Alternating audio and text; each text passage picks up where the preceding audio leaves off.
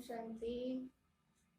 आज हम परमात्मा पिता के डायरेक्ट महावाक्य सुनते हैं, क्योंकि परमात्मा पिता को हर बार अपने बच्चों से कुछ नई नई बातें, नई नई युक्तियाँ बतानी होती है। ज्ञान एक ही है कि हम आत्मा है, वो परमात्मा है। हम पहाड़ पे जाने आए हैं, वो लोन लेता है, आधार लेता है प्रकृति का। वो अपने समय पे आता है और हम यहाँ 84 जन्म भोगते हैं, रहते हैं सृष्टि पे, लेकिन भिन्न भिन्न तरीके से बताता है। और साथ में ये भी बताते हैं बाबा कि मेरे को आप बाबा बोलो। मुझे बाबा सुनने का बहुत शौक है, तरस गया हूँ, क्योंकि आत्मा परमात्मा अलग रहे बहुकाल, बहुत टाइम से बिछड़ी हुई है आत्मा। तो परमात्मा हम बच्चों के बिना रह नहीं सकता। बच्चे हैं ना हम उसके, वो बाप है। अपने बच्चों को कैसे उसने जब अपनी दृष्टि डाली होगी ग्लोब के ऊपर, अपने बच्चों को कैसे ढूंढ ढूंढ के अडॉप्ट किया। हमने थोड़ी परमात्मा को ढूंढा, उसने ढूंढा है। कैसे उसने देखा होगा कि ये मेरा सितारा कम चमक रहा है, उसकी बुद्धि को एकदम से खींच लिया, अपना बना लिया, अडॉप्ट कर लिया। अडॉप्ट करके कोई छोड़ थोड़ी देता है, अडॉप्ट करके उसकी पालना करता है, देख रेख करता है। तो परमात्मा भी हमें ज्ञान और योग से पालना करते हैं। स्थूल रूप से तो हमारी समस्याएं देखते हैं, शरीर की बीमारी भी देख लेते हैं, संबंध संपर्क का कटाक्ष वो भी देख लेते हैं, लेकिन मेन आत्मा की पालना ज्ञान योग से करते हैं, शक्ति भरते हैं। तो आत्मा इतने समय से पाठ बजाते बजाते एकदम से काली हो गई है, कौड़ी तुल्य हो गई है, नई नई भिन्न भिन्न युक्तियां बताते हैं। और साथ में फिर शिकायत भी करते हैं। शिकायत क्या करते हैं? तुमने मेरे को सर्वव्यापी कह दिया, तुम अपने बाप को ही नहीं जानते। सर्वव्यापी कह के क्या किया? कुत्ते बिल्ली में, कंकर पत्थर में, सब जगह ही मेरे को बोल दिया, हमारे तुम्हारे में परमात्मा। चलो बाबा कहते अगर ये बात है, फिर सदगति कौन करेगा तुम्हारी? कुत्ता भी नहीं करेगा, या आपस में एक दूसरे की सदगति करोगे? कोई शरीरधारी तो सदगति कर नहीं सकता ना तुम्हारी। चलो ये भी बात छोड़ो। अगर तुम सर्वव्यापी कहते हो तो फिर मुझे ऊपर बुद्धि करके पुकारते क्यों हो? फिर क्यों विश्वास है कि वो ऊपर रहता है? भगवान तो एक ही होता है। चलो उसका नाम ही बता दो, तुम्हें अपने बाप का नाम भी नहीं पता। बाबा कहते तुम्हारा कसूर नहीं है। क्यों? क्योंकि तुम जानते ही नहीं, भूल गए, तुम खुद को ही भूल गए। तुम मेरे को क्या जाना? मैं आऊंगा, अपना परिचय दूंगा, जब जाके तुम्हें पता चलेगा। इसलिए इस समय परमात्मा आके अपना परिचय खुद देता है, और हम बच्चों को सिखाते हैं कि तुम्हें भी मेरा यथार्थ परिचय देना है। जब जाके सर्वव्यापी की बात खत्म होगी, और फिर जो बातें मैं बताता हूँ ना, उनको विचार सागर मंथन करना है। जब जाके तुम्हारी जो बुद्धि है, जो काली हुई है, जंग लगी हुई बुद्धि है, कीड़े लगी हुई बुद्धि है, उसमें फिर शक्ति बनने लग जाएगी, शुरू होने लग जाएगी, विशाल हो जाएगी बुद्धि, तुम्हारी दूरादेशी बुद्धि हो जाएगी, तुम्हारी बुद्धि दिव्य बन जाएगी, चमत्कारी बुद्धि बन जाएगी, पारस बुद्धि बन जाएगी, जैसी बाप की बुद्धि है। ज्ञान का सागर है ना वो। अपने बच्चे को तो आप समाने बनाएगा ना।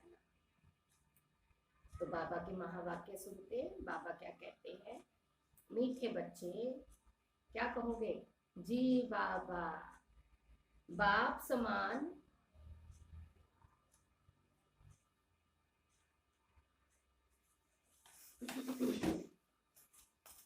बाबा कहते हैं मीठे बच्चे, बाप का परिचय कैसे देना है?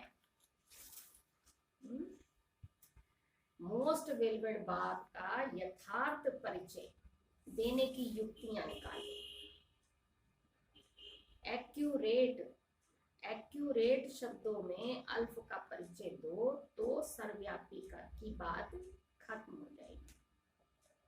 फिर प्रश्न भी बाबा पूछते हैं, क्या कहते हैं? अविनाशी ज्ञान रत्न चुगने वाले बच्चों का फर्ज क्या है?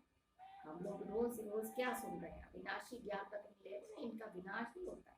आधा घंटा बैठते, पौना घंटा बैठते, 10 मिनट बैठते हैं, ये ज्ञान जितने समय हमने ले लिया, परमात्मा के लिए समय निकाल दिया, ये हमारा जमा का खाता हो गया।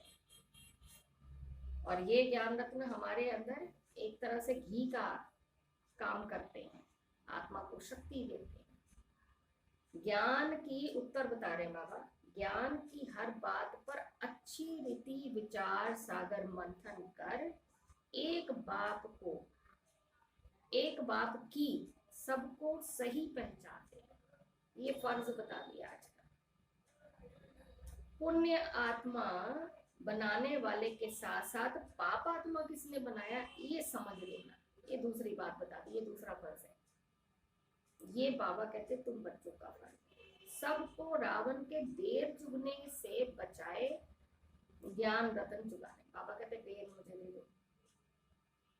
किसी भी देवी देवता के पास जाते हैं, फल चढ़ाते, कोई बेर चढ़ाते, एक हमारा बाप ही है जो शिवरात्रि के दिन उसकी जयंती जो मनाते हैं, बेर खा लेता है। हमारी बेर की कोई वैल्यू नहीं है, बेर कोई फल कोई वैल्यू वाला है क्या? लेकिन भगवान उन बेरों को भी खा लेता है, क्योंकि ये बेर जो है ये मेरे बच्चों को दुखी कर रहे हैं, तो मैं अपने बच्चों के पास ये बेर रहने नहीं दूंगा, रावण की प्रॉपर्टी है। तो इसलिए बाबा कहते हैं तुम्हें सबको क्या करना, रावण के बेर चुगने से बचाए, ये ज्ञान रत्न चुगवाने हैं। सर्विस की भिन्न भिन्न युक्तियां निकालनी है, सर्विस में बिजी रहने से ही अपार खुशी है। ये हम क्या कर रहे हैं, सर्विस ही तो कर रहे हैं। हम आपको सुना रहे हैं, आप आगे दूसरों को बताते हो, दूसरे आगे तीसरे को बता रहे हैं। जिस जिसको जैसे जैसे निश्चय होता जाता है वो आगे सेवा करे जा रहे हैं, और आपको पता भी नहीं चल रहा है भगवान आपसे कैसे सेवा करवा रहे हैं, घर बैठे सेवा करवाए जा रहे हैं। किसी को आपने बता दिया, ये माना उसने सेवा करवा ली, आपका जमा का खाता बढ़ा दिया। तो इसलिए मीठे बच्चों को भगवान कैसे पालना दे रहा है, कैसे अपना बना के बैठ गया है, ये हमें पता ही नहीं, क्योंकि वो तो रचयिता है ना, उसके तो हम सारे बच्चे, अपने एक एक बच्चे को देखना है ना, खाली ब्रह्मा कुमार कुमारियों को तो नहीं ना देखना, उसमें पूरी सृष्टि को देखना है। गीत है आज का, प्रीतम आन मिलो, प्रीतम भी है ना, तो आत्मा पुकारती है प्रीतम आन मिलो, ओम शांति। बाबा कहते हैं, हम क्या कहेंगे रेस्पॉन्स में, ओम शांति बाबा। बाप परम पिता को हमेशा रचयिता कहा जाता है। मनुष्य कह देते हैं ये पशु पक्षी आदि सारी रचना वो रचते हैं, परंतु उनको समझाना चाहिए। बाबा कहते हैं ये बातें बिल्कुल ठीक कह रहे हो, तुम्हारी आत्मा ठीक कह रही है, लेकिन समझाना क्या चाहिए कि पहले पहले मनुष्य की बात तो समझ दो, पशु पक्षी पेड़ पौधे इनको छोड़ो, तुमको मैं रचता हूँ, ये बात समझो पहले। परम पिता जो रचता है वो मनुष्य सृष्टि कैसे रचते हैं, मनुष्य ही उनको बाप के बुलाते हैं, क्योंकि दुखी है ना, सभी उसे एक रचयिता को याद करते हैं। तो पहले ये बात समझानी कि मनुष्य सृष्टि का रचयिता कौन है, कैसे बनी मनुष्य सृष्टि, और बनी भी तो कैसे मनुष्य आए थे, उसमें कैसी थी सृष्टि। भगवान ने मनुष्य को तो रच दिया, 5 तत्वों का शरीर दे दिया, सुंदर शरीर सुंदर काया दे दी, निरोगी काया दे दी, सतयुग रच दिया। अब उसमें डेकोरेशन के लिए ये चांद सितारे सूरज पशु पक्षी पेड़ पौधे ये प्रकृति तैयार कर दी, कितनी सुंदर सृष्टि, सोने के महल बनवा दिए, इतनी सुंदर सृष्टि हम बच्चों के लिए रची। लेकिन कैसे रचते हैं ये बाबा कहते पहले उनको ये बताओ। तो पहले पहले ये समझाना है कि मनुष्य सृष्टि का रचयिता कौन है, वो रचयिता ही सबका बाप है। पहले पहले बाप का परिचय देना है, आत्मा को ना तो अपना और ना बाप का परिचय। अभी तक कौन कर रहा था आत्मा परमात्मा की बात, सब अपना भागवत पढ़ रहा था, कोई रामायण सुना रहा था, कोई कुछ। आज कोई भी सत्संग में जाओ तो आत्मा परमात्मा लगे पड़े, क्यों? क्योंकि जा रहे हैं ना, सुन के जा रहे हैं। परमात्मा के स्थान पर जाकर परमात्मा का परिचय लेके अपने ही ज्ञान में थोड़ा सा आटा नमक चीनी मिलाए सबको सुना रहे हैं, कल्याण कर रहे हैं सभी आत्माओं का। और अच्छी बात है, करना भी है। इसलिए बाबा कहते हैं अभी तक क्या था, ना तो आत्मा को अपना था परिचय, ना बाप का परिचय। अगर अगर अहम आत्मा का परिचय हो तो समझें कि हम किसकी संतान है। अगर खुद को आत्मा जानती फिर तो तीर्थों पे जाने की जरूरत नहीं, यज्ञ तप करने की जरूरत नहीं, फिर तो सीधा उसको डायरेक्ट पुकार लो और वो तो एक झटके में आ जाता है, भोला भंडारी है। हम परमपिता परमात्मा की संतान है। वो बाप रचयिता है तो जरूर पहले पहले मनुष्य सृष्टि रचते होंगे। वो नई दुनिया अथवा स्वर्ग ही होगी। तो बाप जरूर स्वर्ग ही रचेंगे ना, ऐसी दुनिया तो नहीं ना रचेंगे जैसी अब इस समय दुनिया है, ऐसी दुनिया नहीं बाप रचता। बाप दुख के लिए रचना रचे ये तो हो ही नहीं सकता, जिसमें उसके बच्चों को नौकरियां करनी पड़े, बॉस की अलग सुननी पड़े, घर वालों की अलग सुननी पड़े, बीमारी से अलग, दिवाला अलग मारे, और एक दूसरे के साथ संबंध बिगड़े, ये अलग। तो ऐसी दुनिया तो नहीं ना भगवान रचता। तो इसलिए बाबा बता रहे हैं कि ये तो हो ही नहीं ना सकता कि दुख के लिए रचना रचें, जबकि हम उस बाप के बच्चे हैं जो बाप स्वर्ग रचता है। तो हमें क्या होना चाहिए, हम भी वहां होने चाहिए या परम धाम में होने चाहिए कि वहीं पे बैठे रहे। बाबा कहते हैं परंतु हमको यहाँ पाठ बजाने आना पड़ता है। ये है विचार सागर मंथन करने की युक्ति। हमारे लिए दुनिया रच देता है बाबा और खुद जाके परम धाम में बैठ जाता है। फिर देवी देवता तो भगवान को याद करते ही हैं। तो इसलिए बाबा कहते हैं इसको विचार सागर मंथन करो कि हम यहाँ पे आके पाठ कैसे बजाते हैं। जितना समय मिले तो यही विचार सागर मंथन करना। बोला जाता है ना कि विचार सागर मंथन करो, भगवान का चिंतन करो। करना क्या है चिंतन, वो चिंतन बता रहे हैं। अपना चिंतन करो, आत्मा क्या है, आत्मा के अंदर क्या है, कितनी छोटी सी आत्मा में कितना पार्ट भरा है, कहाँ से आती है, कैसे पार्ट बजाती है, आती कैसे है, अपना शरीर तो यहाँ पे आके उसको मिलता है, तो ऊपर से कैसे आती, जाना कैसे है, कहाँ जाना है, किसकी संतान है। तो आत्मा के कैसे उसका पार्ट बिगड़ता है, कैसे उसका पार्ट सुंदर होता है, करना कैसे, श्रेष्ठ कर्म कैसे करेंगे, ये सारी चीजें मंथन करना, यही भगवान का ज्ञान है। और फिर परमात्मा का चैप्टर आता है कि परमात्मा कहाँ रहता है, उसका रिलेशन क्या है, उसका रूप क्या है, उसका नाम क्या है, उसके अंदर क्या है? ये सारी चीजें जो है मंथन करने वाले। साधु संत आदि कोई भी यथार्थ रीति बाप को जानते ही नहीं। अगर जानते होते तो उनको पता होता ना, फिर वो तत्व से क्यों योग लगाते, फिर तो सारी दुनिया को भी वो बता देते, कल्याण कर देते। रचयिता जरूर स्वर्ग ही रचेंगे तो फिर सब आत्माएं निर्वाण धाम में होनी चाहिए। वो निर्वाण धाम है हम सब आत्माओं का घर, जहाँ बाप भी रहते हैं।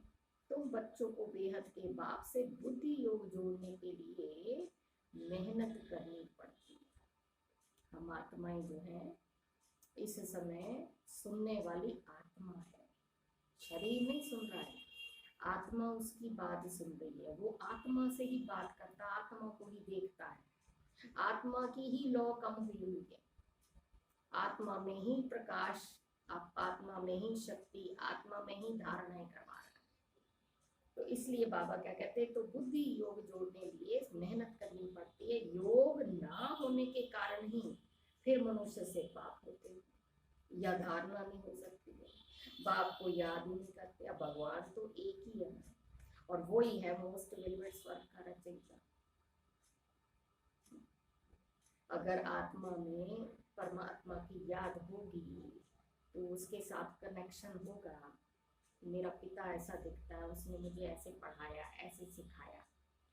तो कोई गलत कर्म कर रही तो बाप डायरेक्शन दे देगा, बच्चे ये मत करो, ऐसे मत करो, ऐसे ही खराब हो जाएगा, उसको टचिंग मिल जाएगी।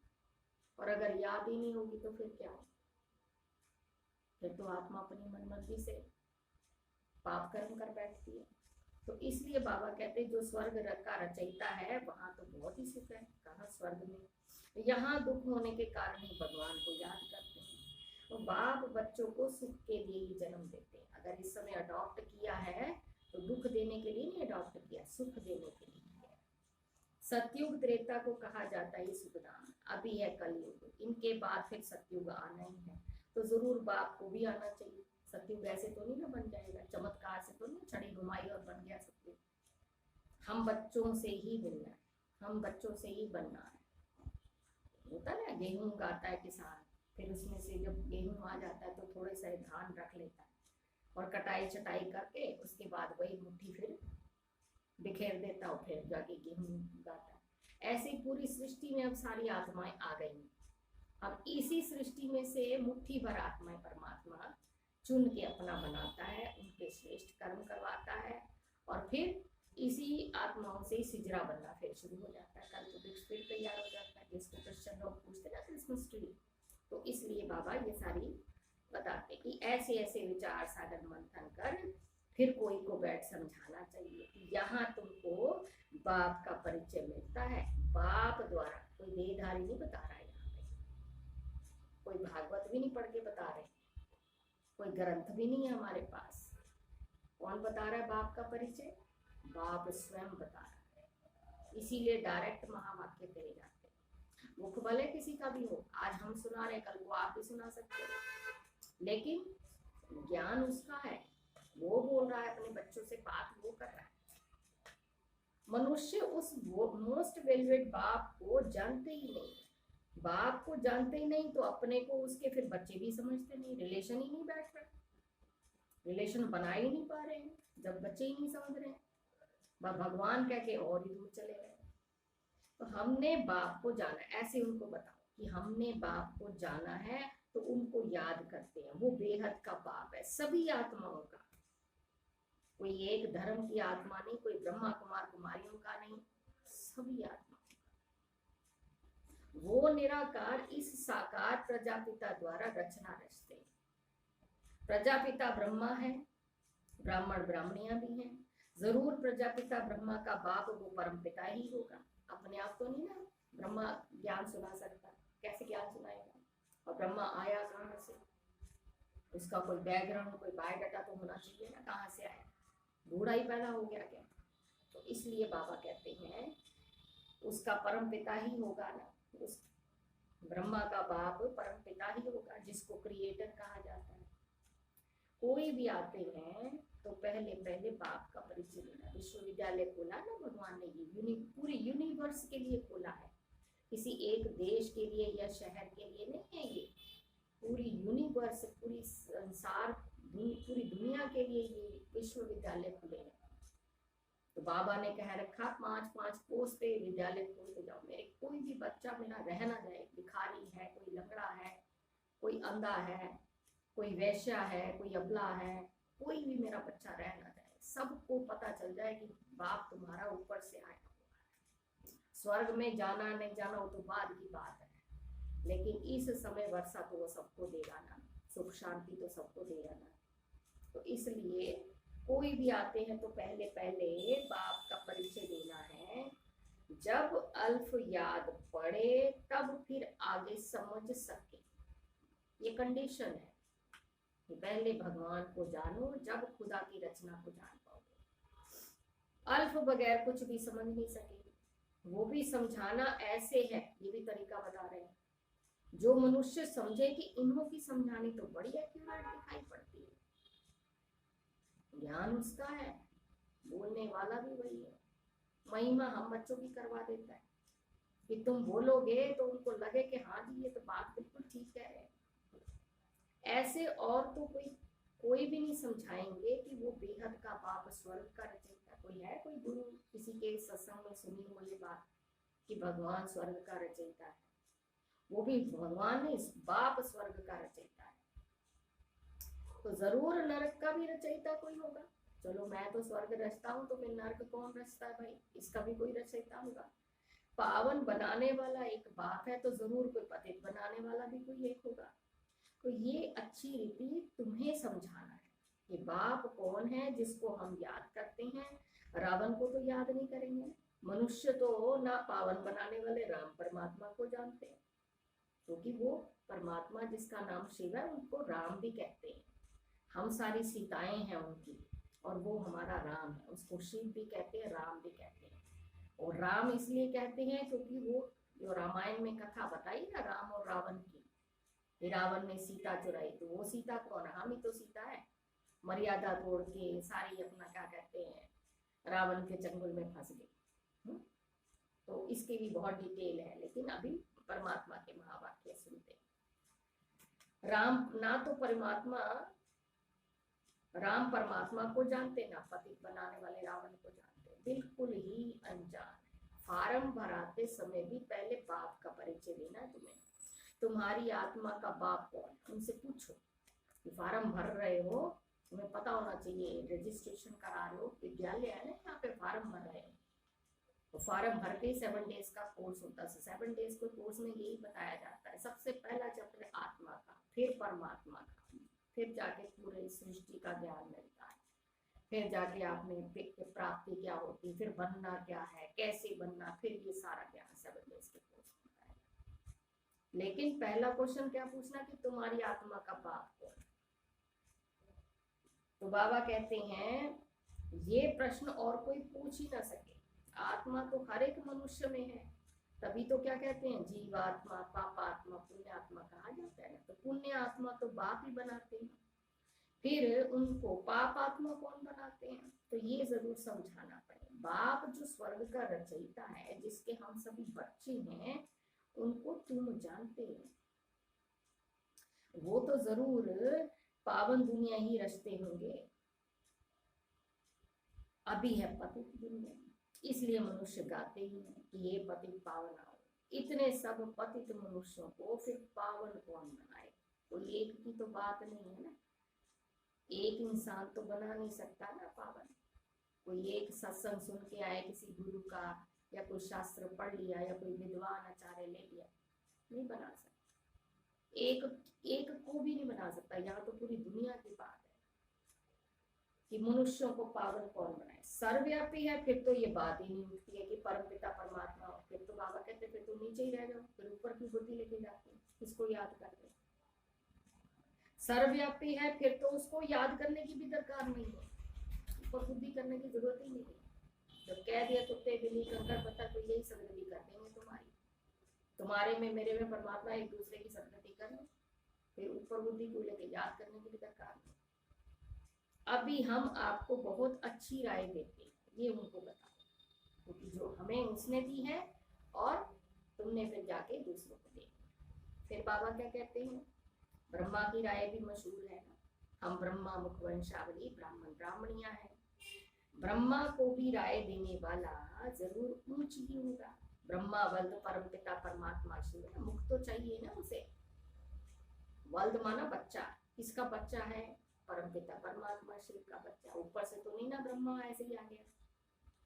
तो वो है आत्माओं का पिता और वो है प्रजापिता। तो तुम बच्चे सर्विस के लिए ऐसे ऐसे विचार सागर मंथन करेंगे ना, तो तुमको बहुत खुशी रहेगी। ये भगवान तरीके बता रहा है, अपनी मर्जी से कोई नहीं है। ब्रह्मा कुमारियां काम कर रही है, रोज मुरली में ठोक ठोक के वो हमें क्या कहता है, इंडिकेशन देता है कि जाओ जाके सर्विस करो। मेरे बाकी बच्चे सब भूखे भूखे बैठे, उनको तैयार करो। कोई आए तो उनको ज्ञान रतन देने हैं। बाप आकर अविनाशी ज्ञान रतन चुगाते हैं, जिससे हम विश्व के मालिक बनते, ऐसे उनको बताओ। फिर रावण आकर बेर चुगाते हैं। बताओ है कोई बेर खाने वाला? कोई भी नहीं बेर खाने वाला। भगवान आके रावण के बेर खा लेता कि ये बेरों ने मेरे बच्चों को दुखी बना दिया। नहीं तो बेर जैसे फल की कोई वैल्यू नहीं है। शिव का चित्र, देवताओं का चित्र सब पत्थर के ही। पत्थर को पूजते पूजते पत्थर बुद्धि बन जाते। हमारी पहले बुद्धि पारस बुद्धि थी, कितनी विशाल बुद्धि थी, शुरू बुद्धि थी हमारी। लेकिन अब पत्थर को देखते, मिट्टी के शरीर को देखते, भगवान को भी मिट्टी का बना दिया और खुद भी देखो मिट्टी को देखते देखते और पत्थर ही बनते, पत्थर बुद्धि बनते। शिव का भी पत्थर का चित्र है। जरूर कोई समय शिव बाबा चैतन्य में आकर पढ़ाते होंगे, भाई चलो बना दिया, चित्र बना दिया। स्टैचू जब किसी का बनाते, कोई होकर जाता है जब तो उसका स्टैचू बनाते, तो भगवान का चित्र बनाया तो आए होंगे जरूर। ये भी विचार करने वाली बात है।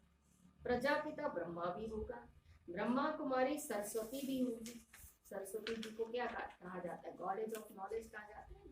लेकिन वो ज्ञान क्या सुनाती है ये भी लोगों को पता नहीं है। कोई ये थोड़ी कहती है रूस कहाँ है, एशिया कहाँ है, मैथ्स में क्या है, गुणा कैसे की जाती, घटा कैसे, ये थोड़ी ज्ञान देती है सरस्वती। सरस्वती कौन सा ज्ञान देती है? विद्या की देवी क्यों कहलाई जाती है, उसके हाथ में वीणा क्या क्यों दी जाती है, इसका अर्थ नहीं ना किसी को पता है। बस स्कूल कॉलेजों में सरस्वती जी की मूर्ति रखी, ये पीछे है ना, ये मम्मा, इनको मातेश्वरी जी सरस्वती जी का टाइटल है। ये मम्मा है और ये हमारे बाबा है, ब्रह्मा बाबा। ये लक्ष्मी बनती हैं और ये नारायण बनते हैं। बस ये दो ही सीट अभी बुक हुई है, बाकी 33 करोड़ पूरी पूरी खाली पड़ी है, कोई भी बन सकता है। लेकिन इनकी बहुत अभी अपना डिटेल है, इनकी बात फिर करेंगे। जो सरस्वती माँ है, इन्होंने कौन सा ज्ञान दिया?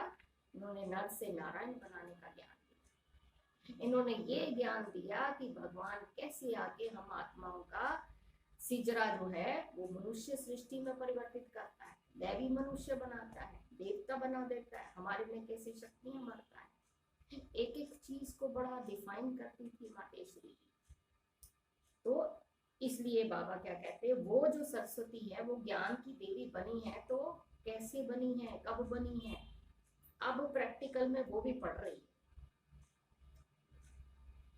इनके लिए गायन है सबकी मनोकामना पूरी करने वाली, जगदम्बा का टाइटल है ना इनका।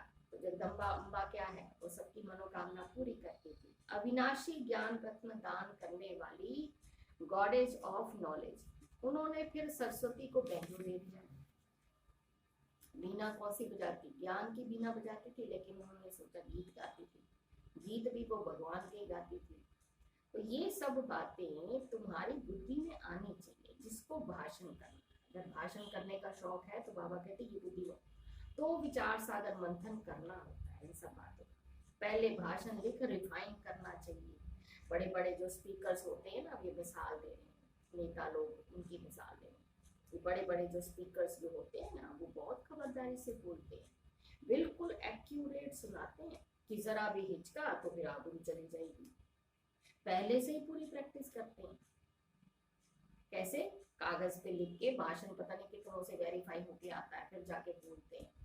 लेकिन यहाँ बाबा हमें क्या डायरेक्शन दे रहे हैं? यहाँ भी इतना बुद्धि में रहना चाहिए। कागज पे नहीं तुम्हें रखना, कोई भी ब्रह्मा कुमारी कागज देख के नहीं बोलती है। बुद्धि में बाबा ज्ञान भरता है, अपने आप ही मुख चलने लग जाता है, पता ही नहीं चलता कितना डिटेल हो गया। तो इसलिए बाबा कहते हैं यहाँ भी इतना बुद्धि में रहना चाहिए जो किसको बात का परिचय दे सके, सर्विस करनी है। विकारी गुरुओं की जंजीरों में बहुत फंसे हुए हैं, वो कोई की सदगति तो कर ही नहीं सकते। गुरु लोग पतित पावन निराकार भगवान कोई कहा जाता है, सर्वव्यापी के ज्ञान से तो कोई की सदगति हुई नहीं है।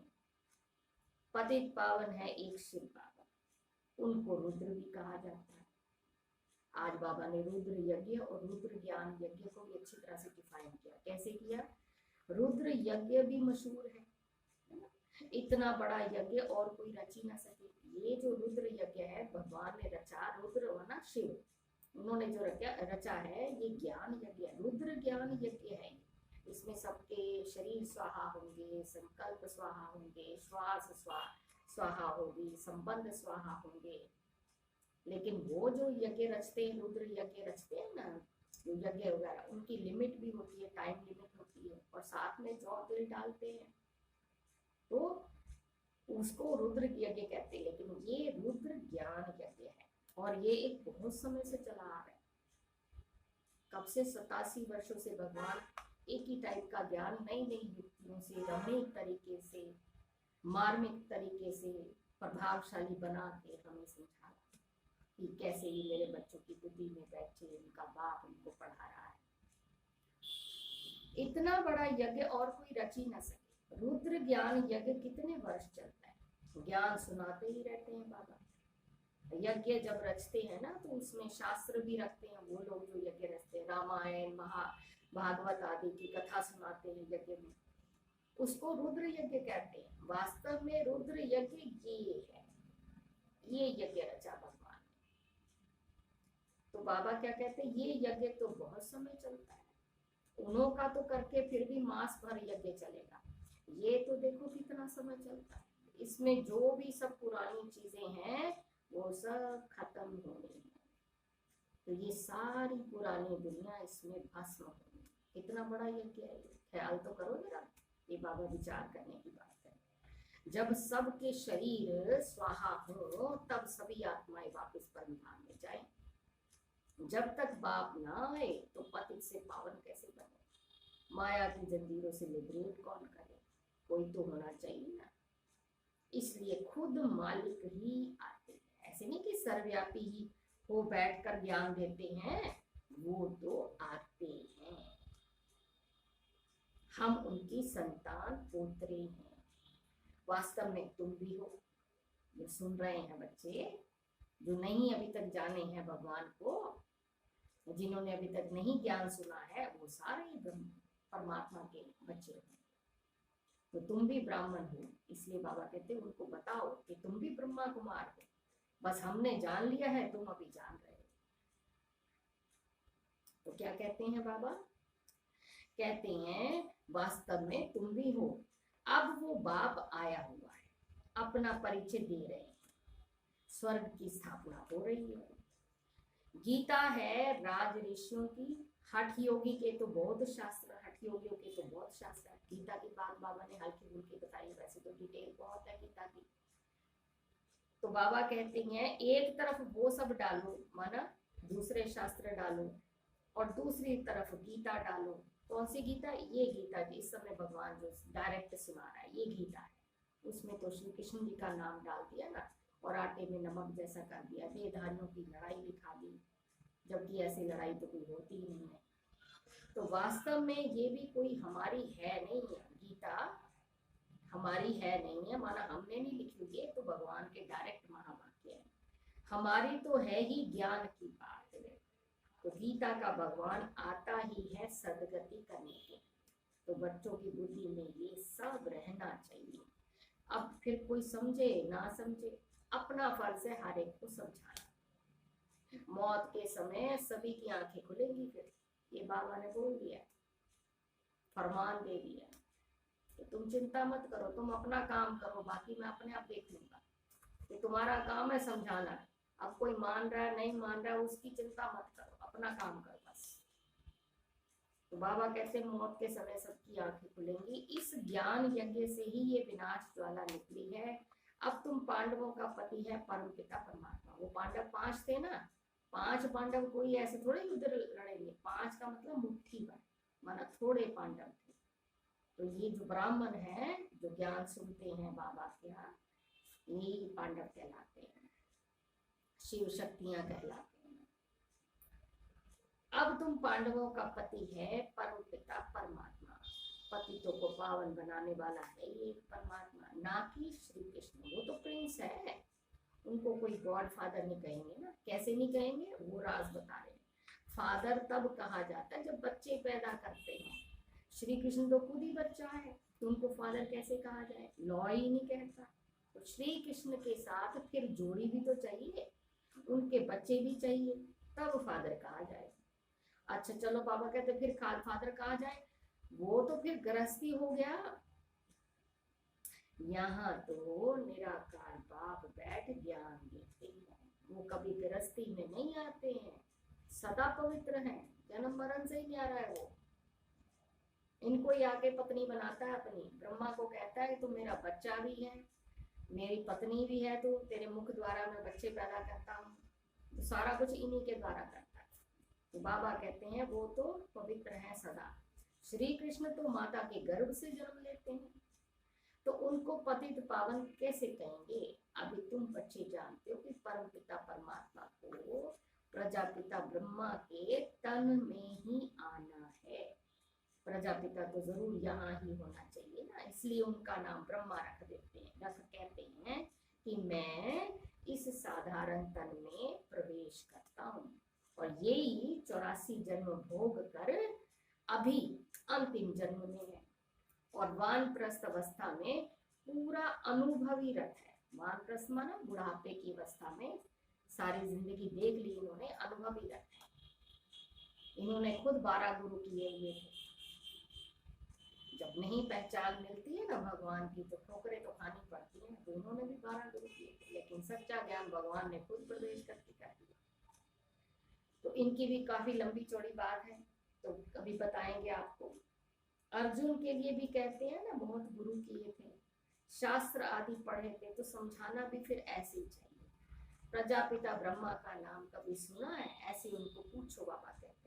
ब्रह्मा है तो जरूर पहले ब्राह्मण ही चाहिए। वर्ण भी मुख्य है ना, चक्र में भी वर्ण दिखाते हैं ना। ब्राह्मण कुल है सबसे छोटा, उन्हों के ज्ञान लेने का समय भी थोड़ा है। कितने थोड़े ब्राह्मण हैं, फिर उनसे जास्ती फिर देवताएं बनते हैं, उनसे जास्ती फिर क्षत्रिय बनेंगे, उनसे जास्ती फिर वैश्य बनेंगे, फिर शूद्र। तो वो ब्राह्मण इस समय कितने थोड़े हैं। इन थोड़ों में भी बहुत थोड़े हैं जिनको सदैव खुशी का पारा चढ़ा रहता है। 33 करोड़ का गायन, इन 33 करोड़ में ही देवता है, इन 33 करोड़ से क्षत्रिय आत्माएं बनती हैं।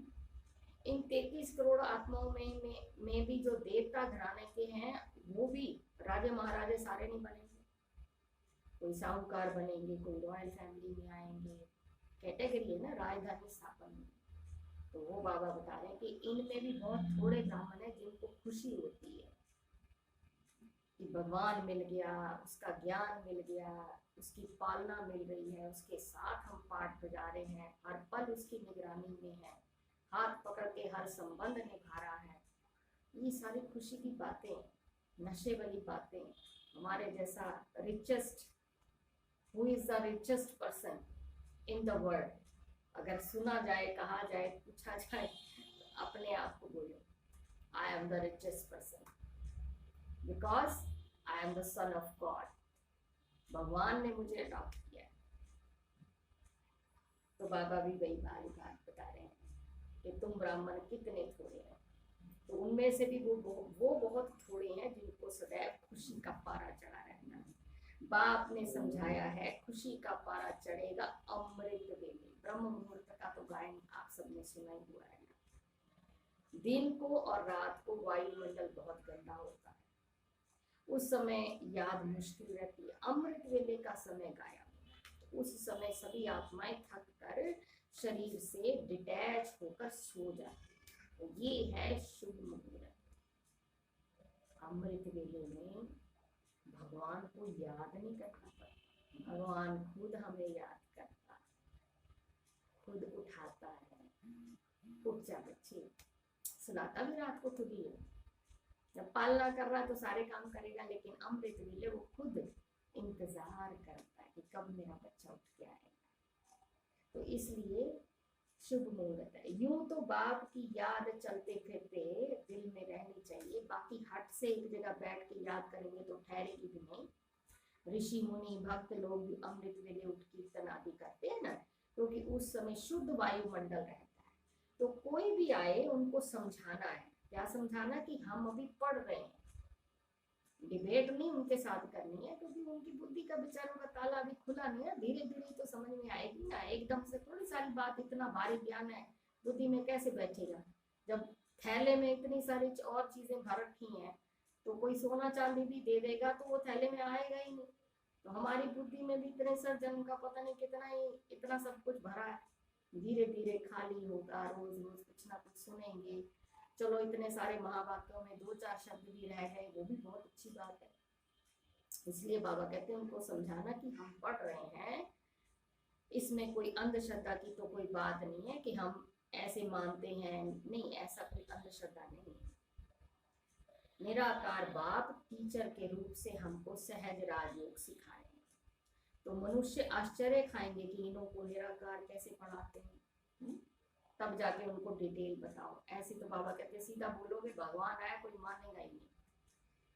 हूँ मैं पिता, लेकिन मेरे को ही अपना परिचय कितना रोज रोज, हमें तो भाई रोना आता किसी समय कि हमारे पिता को कितनी रोज मुश्किल होती है, माथा मारना पड़ता हमारे साथ विश्वास कराने के लिए कि मैं तुम्हारा पिता हूँ। तो इसलिए बाबा क्या कहते हैं, नहीं तो आश्चर्य खाएंगे कि इन्हों को निराकार कैसे पढ़ाते। भगवान वाच भी बरोबर है, तो जरूर शरीर में आकर ही राजयोग सिखाया होगा है? ऐसे तो नहीं है ना किसी बैल में आके बताया होगा। बोलेगा कैसे? तो बाबा कहते हैं कोई शरीर का लोन लिया होगा तो पहले युक्ति से बाप का पहले परिचय देना चाहिए। सर्वव्यापी कहने से वर्षा क्या मिलेगा? अगर सर्वव्यापी कह दोगे तो फिर तो वर्षा मतलब ही नहीं है। जब तक भगवान के महावाक्य कानों पर ना पड़े तब तक कोई समझ ना सके। आप समझ रहे हो? हमें डायरेक्ट महावाक्य क्यों सुनाने पड़ते हैं? एक कंडीशन है कि मेरे बच्चों को भगवान के महावाक्य कानों में पड़े कि उनका बाप आके उनसे बात कर रहा है। तो कितना जिम्मेदारी का काम भगवान ने दिया है और हम अपने आप को खुश नसीब समझते हैं। आप सब भी सारे खुश नसीब हो जो भगवान के मददगार बच्चे हैं। भक्त लोग जो कहते हैं ना, भगवान से मदद मांगते, पुत्र दे दो, दान दे दो, ये दे दो, भिखारी बन के मदद मांगते, और भगवान इस समय आके हमें क्या कहते हैं? तुम मेरे मददगार बच्चे, तुम्हारे लिए मैं आया हूँ, लेकिन तुम्हारी मदद के बिना मैं कुछ नहीं कर सकता। तुम भिखारी नहीं हो, तुम्हें मांगने की कोई जरूरत नहीं, मेरे अधिकारी बच्चे हो, मेरा सब कुछ तुम्हारा है ही, मांगने की जरूरत नहीं है, बस तुम मेरी मददगार। तो इसलिए बाबा क्या कहते हैं, भगवान के महावाक्य कानों पर ना पड़े तब तक कोई समझ ना सके। भगवान है निराकार और ब्रह्मा है साकार प्रजापिता, और तुम हो ब्रह्मा कुमार कुमारी। निराकार परमात्मा ब्रह्मा तन से पढ़ाते हैं, हमारा एम ऑब्जेक्ट है मनुष्य से देवता बनना। लक्ष्मी नारायण जो है ना, ये पीछे सतयुग का चित्र लगाया, ये हमारा एम ऑब्जेक्ट है। हर पढ़ाई में हमारा कोई लक्ष्य तो होता ही ना, इंजीनियर बनना है, डॉक्टर बनना है, लेकिन इस पढ़ाई का लक्ष्य क्या है? देवता बनना, और वो परमात्मा बनाता है। बाप का परिचय देंगे तो बाप की याद रहेगी। अब ये हमारी भी कोई सेल्फिशनेस है कि हम बाबा की याद में रहें, इसीलिए परमात्मा की सेवा में रहते हैं कि चलो ये किसी को बता ही दें, कोई तो सुनेगा। कोई क्या करते हैं फिर, कोई लिखते हैं कि भगवान निराकार है, तो उनको फिर समझाना चाहिए कि ये तो बात ठीक है आपकी, लेकिन उनको समझाना चाहिए। कोई फिर लिखते हैं कि हम जानते ही नहीं, और उस पे बाबा को बंडर लगता है, क्या अरे तुम बाप को नहीं जानते हो? परमपिता परमात्मा कहते हो तो जरूर कोई तो होगा ना। और बच्चे तो जानते हैं कि हम परमपिता परमात्मा से भविष्य जन्म जन्मांतर के लिए आजीविका प्राप्त करते हैं। अब इसमें जो विघ्न डालते हैं उन पर कितना पाप चढ़ता होगा। सो भी समझ कर विघ्न डालते। यहाँ पे मुरली सुनी, मुरली सुनने के बाद बाहर जाके कई बार कहते हैं रोज आत्मा आत्मा ही करते रहते हैं, या कुछ और बात कर देते कि वहां तो ऐसे होता है, पवित्रता धारण करनी पड़ती है, खान पान बदलना पड़ता है। अरे भाई आप देवता बनने वाले तो देवताओं की कैटेगरी देखो ना, कि देवता लोग क्या विकार में जाते हैं? देवता लोग कैसा खान पान खाते हैं? देवता बनने वाले हो तो देवताओं की आपको सारी नियम मर्यादा निभानी पड़ेगी नहीं। और भगवान आप समान बनाता तो भगवान को कैसा भोग लगाते हैं? आप भगवान भगवती बनने वाले तो कैसे नियम मर्यादा में चलना है? भगवान एवर प्योर, और आत्मा कहे कि नहीं थोड़ा बहुत चलता है विकार, ऐसे थोड़ी होता है। और ये भी शक्ति भगवान हमें दे रहा है।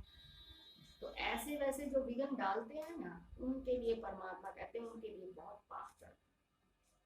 अब करना ये रूल सबको फॉलो करने हैं। कोई तो ये ज्ञान सुन के प्यार से भगवान की पालना लेके बन जाएगा, नहीं तो फिर अंत में सजा तो है ही। तो बाबा क्या कहते हैं कि सो भी न समझ कर विघ्न डालते, बेसमझ पर तो कोई दोष ही नहीं है। बाबा कहते जिसको कोई समझ ही नहीं है उसको तो मैं कुछ मानता नहीं, उसके ऊपर कोई दोष नहीं है। वो तो सारी दुनिया, वह तो सारी दुनिया ही बेसमझ है। वैसे तो अभी सारी दुनिया को पता कहाँ पड़ा। अब क्या है, अब मुरली खत्म हो गई है, महावाक्य खत्म हो गए, और अंत में क्या कहते हैं बाबा, मीठे मीठे सिकी लदे बच्चों प्रति माता पिता बाप दादा का याद प्यार, लेकिन फिर उनका मन नहीं भर रहा है। और मन नहीं भर रहा तो क्या कह रहे हैं, फिर मुरली शुरू कर दी। इसके एक एक अक्षर, किसके एक एक अक्षर, मीठे मीठे सिकी लदे बच्चों प्रति माता पिता, इसके एक एक अक्षर का अर्थ तुम बच्चे ही जानते हो। पहले पहले माता पिता, फिर बाप दादा। उनको कहा ही जाता है स्वर्ग का मालिक बनाते, उनको कहा जाता है जो स्वर्ग का मालिक बनाते। माता पिता किनको कहा जाता है, जो स्वर्ग का मालिक हमें बनाते। और फिर ये हो गए बाप दादा, बाप भी है दादा भी है। और फिर कहते हैं जगदम्बा, जगदम्बा पीछे है ना फोटो, तो बाबा कहते हैं फिर हो गई जगदम्बा। ये बड़ी गुह्य बातें हैं। कल के महावाक्य में हमें कहा था कि आत्मा परमात्मा अलग रहे बहुकाल। तुम मेरे सिक्की लदे बच्चे, सिक्की लदे पता किसको कहते हैं, जो सिक सिक से मिले हैं, तरस तरस के मिले हैं। भगवान को ग्लोब के ऊपर कितना ढूंढना पड़ा अपने बच्चे को, जब जाके कोई आत्मा दिखाई दी कि ये फंसी हुई है, इसका प्रकाश कम है, इसको खींचो, रो रही है, सिक सिक से कितना प्यार करता है अपने बच्चे। तो इसलिए बाबा क्या कहते हैं कि फिर कहते जगदम्बा ये बड़ी गुह्य बातें हैं। सबसे गुह्य पहेली ये है जिसको समझाने से मनुष्यों को बहुत फायदा हो जाए।